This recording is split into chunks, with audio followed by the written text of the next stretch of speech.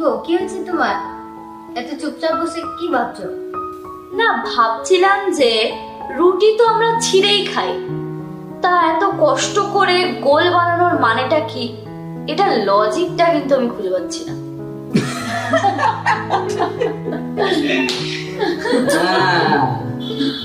এত লজিক খুঁজতে যাস না, ঠিক আছে? এর জন্যই বলি যে যা রান্নাঘরে যা, রান্নাঘরে গিয়ে একটু রান্না বান্না শেখ, ঘরের একটু কাজকর্ম কর। তা তো না, আর এর জন্য তো তোর এই যে এই ভুলভাল লজিক তোর মাথায় ঘুরে বেড়ায়। যা রান্না কর গিয়ে। আচ্ছা শোন, তোরা তো সবাই এখানে আছিস, আমি একটু আসছি। তোরা কেউ যাবি না, এখানেই সবাই বসে থাক, ঠিক আছে? আমি আসছি।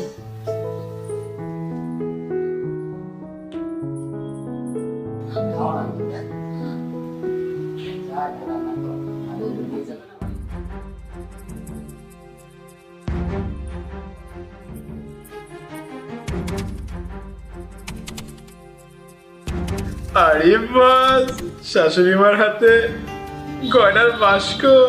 ঠাকুর তাইলে এতদিনে মুখ তুলে তাকিয়েছে আমার দিকে। তার মানে এই পাল চৌধুরী বংশের সব গয়না এখন আমার বইয়ের নামে, আর বইয়ের নামে মানে আমার নামে। উফ, ঠাকুর মুখ তুলে চেয়েছেন। আসুন আসুন শাশুড়ি মা, তাড়াতাড়ি আসুন। এই হলো আমাদের পালচৌধুরী বংশে বংশ পরম্পরা এই নবরত্নের গহনা। এটি আমাদের বংশের ঐতিহ্য। এই গহনাটি আমার শাশুড়ি মা আমার হাতে তুলে দিয়ে বলেছিলেন যে বৌমা, তুমি তোমার পুত্রবধূর হাতে তুলে দিও। তাই আমি আজকে এই গহনাটি আমি তোমার হাতে তুলে দিচ্ছি মা।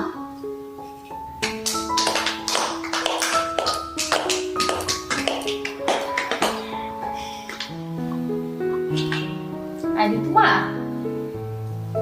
এই গয়নাটি তোর জন্য। নে।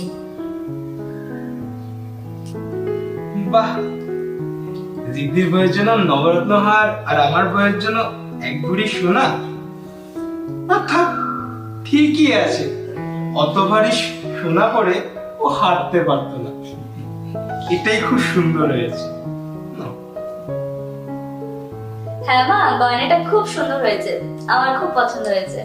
মা, আমি বলতেছিলাম যে এত ভারী গহনা পরার আমার অভ্যেস নেই। এখন আপনি এটা আপনার কাছে রাখুন, যখন আমার দরকার হবে আমি আপনার সাথে চেয়ে নিব। ঠিক আছে বৌমা, তুমি যা বলবে তাই হবে। তাহলে এটা আমি আমার কাছে রেখে দিচ্ছি, তোমার যখন দরকার পড়বে বলো, আমি বের করে দিব।